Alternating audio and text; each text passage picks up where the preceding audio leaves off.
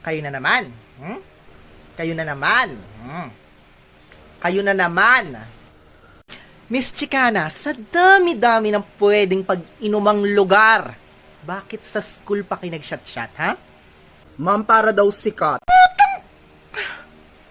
Ayoko magmura. Ayoko magmura. Ikaw, princess, bakit ang kapal-kapal ng foundation mo, ha? Ang pula-pula ng pisngi mo. Tusino ka ba? Madam, foundation day naman ah. Pinipiloso po mo pa ako. Gusto mo dagdagan ko yung blush on mo? Tignan mo nga kung ano yung laman ng bag mo, ha? Laman ba yan ang bag ng estudyante? Ma'am, di lang naman po ako gumagamit niyan eh. Buong section kaya sa akin humihingi ng lip tint at saka pulbo kapag uwian.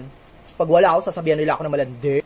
Ikaw, sino daw yung inaabangan mo sa labas? Ma'am, sinabihan niya kasi ako nagpalaglag daw ako. Ba't ako magpapalaglag? Sanay nga ako maging mima, dami-dami kong nakshi dito sa school na to. Papalag. Basta gulera kayo! Ganyan ba tinuturo sa inyo ng advisor ninyo, ha? Isa ka pa, Camille. Ano din mga status mo sa Facebook? Pinaparinggan mo daw si Jessa? Ang sinabihan po kasi ako, ang dami mong dada, wala ka namang palag. Kung matapang ka talaga, bakit hindi mo itag? Tinag ko siya at Jessa may putok, ang dami pang kuto sa batok. Tapos ngayon magpapaguidance siya, ginawa ko.